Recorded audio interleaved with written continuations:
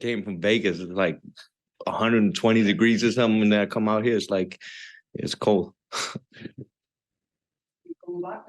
Oh yeah.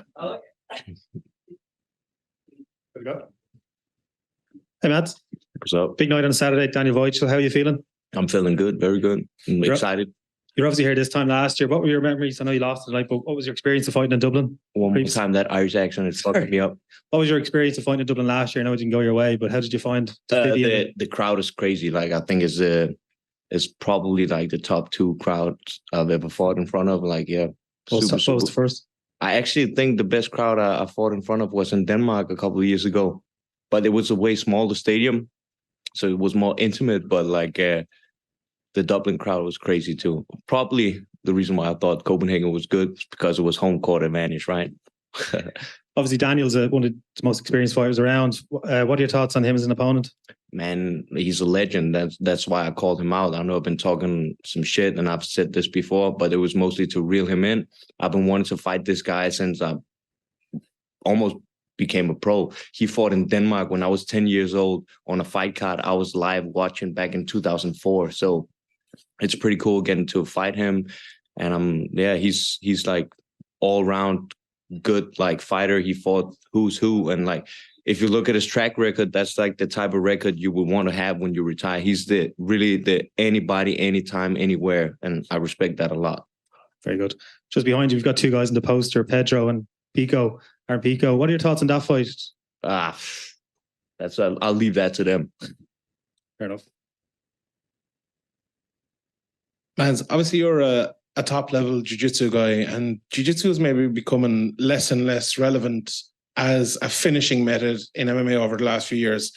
As someone who obviously is one of the top people in the world at that art in mixed martial arts, do you think it's something that kind of can make a rebound, that people can start finishing people via submission again? Not the way that they teaching it in the jiu-jitsu gyms today. Is soft as fuck, to say it like mildly. Like they going for all this worm guard, spider guard, this guard, that guy.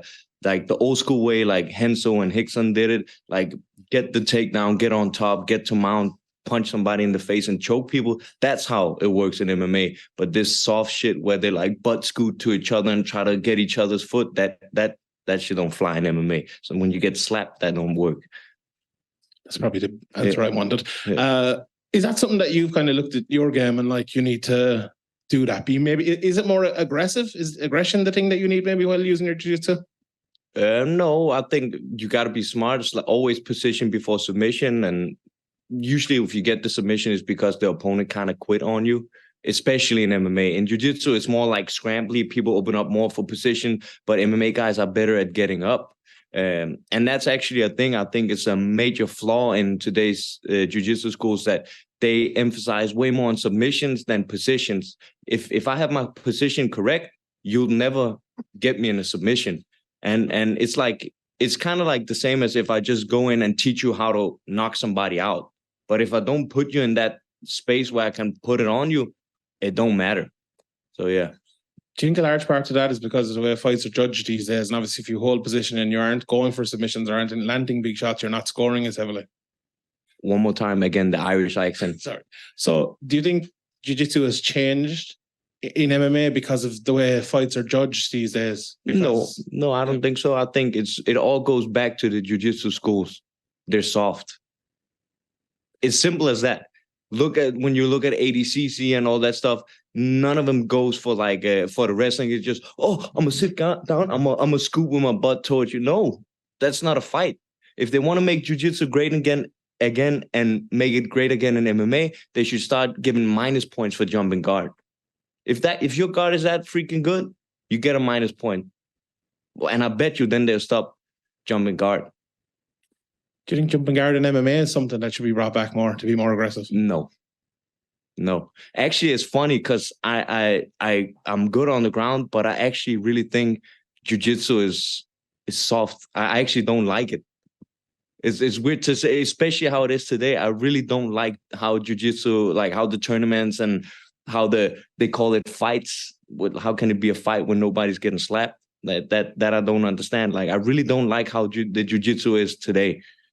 Kind of touching on what Sean was saying there, as a fighter, when the rules do tweak or change, they did a few years ago, and the scoring criteria becomes different, are you a fighter that kind of would be up on that, or would you be making sure you knew every last rule, that that having dominant position is, as if you've been hit with a big shot early in the round, is probably not going to win the round for you, and you need to make something happen? Is that in your mind, or is you just doing what you always do? I just do what I always do. Do you think that's a disadvantage to not, if you were playing any other sport and you didn't really know the rules properly of how to win, that would be a big problem, no? I can't, when a man is trying to kick my head off, I cannot think of the rules. I just, you got to fight, and you got to go in with an open mindset. Like the Borix fight, I thought, oh, we're going to get into a grappling match. I'm going to take him down. But then I have fun on the feet. And the Justin Gonzalez fight, I was like, yeah, man, I want to get it on the feet. And he had nothing on the ground, so we ended on the ground. You got to go in with an open mindset and take what the fights brings you. Obviously, you fought like kind of a who's who on the local circuit over the years, and you fought in a lot of events. But when you come into as the kind of the villain against Pedro Carvalho, your last time here, does some of that kind of crowd noise, that kind of stuff affect you, or as you're saying, is it when you're in there trying to beat up another man, is it just complete focus, or do you think anything changes mentally, or is there an extra pressure on yourself or anything like that when you're kind of like the villain in a hostile crowd? I actually never thought I was the villain until you just said it, so that's pretty funny. But the fight you have in front of you is always the most important, and it doesn't matter if I'm fighting on this stage right here, or if I'm fighting at 3 Arena. Like, you got to go in and do what you got to do to advance in your career. You're going to have bad days, you're going to have good days. You just got to keep going forward.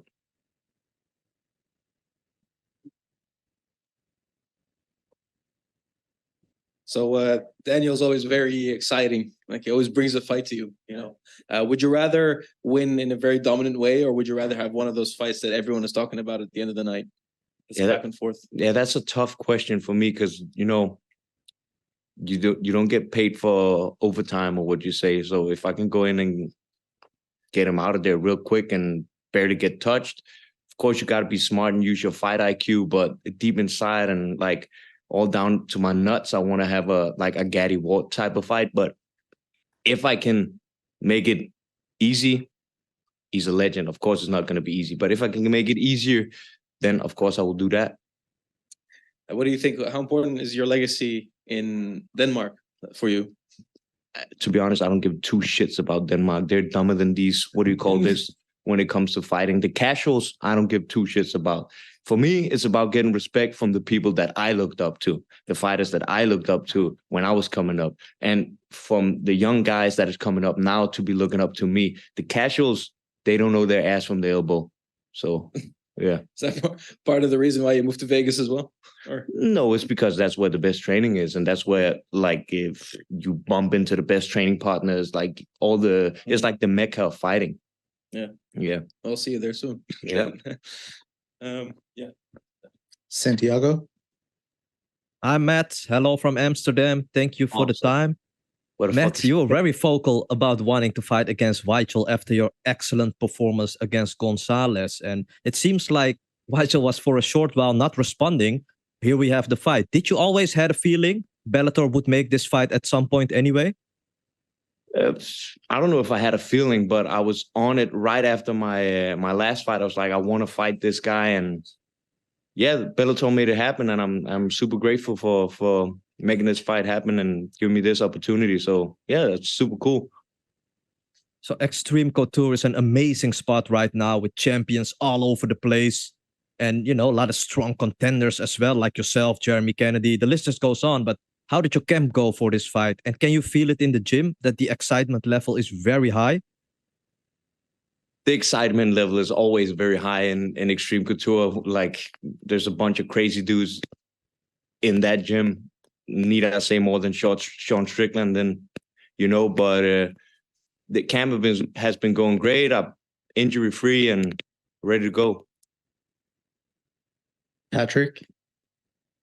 Hey, Mads, last time out, you got back in the win column against a very highly touted prospect. Did that add any motivation to you for training for this fight? No, that didn't add anything for motivation for this fight. I don't know if you guys recall, I think I called Weichel out after my first or second Bellator fight. So it's motivating just to get to fight this guy. Like I've kind of been looking up to it. Like I said, he from my part of the world, like Scandinavia, Germany, and Northern Europe, he's kind of a legend. So super cool fighting him. And do you think down the line, maybe, this fight, however it plays out, if there's no bad blood, we could see maybe you coming down to Frankfurt and training with Weichel and the MMA Spirit team? Yeah, I wouldn't have no problem with that. He seems like a cool cat. I remember even when I called him out the first time, I was actually here in Dublin and I was calling out. I already called him out and I was cornering Patchy Mix on the Dublin card. And he saw me at breakfast and came over and said hello and we chopped it up. So for my part, there's no bad blood. Thanks, Mads. Thank you. Does it?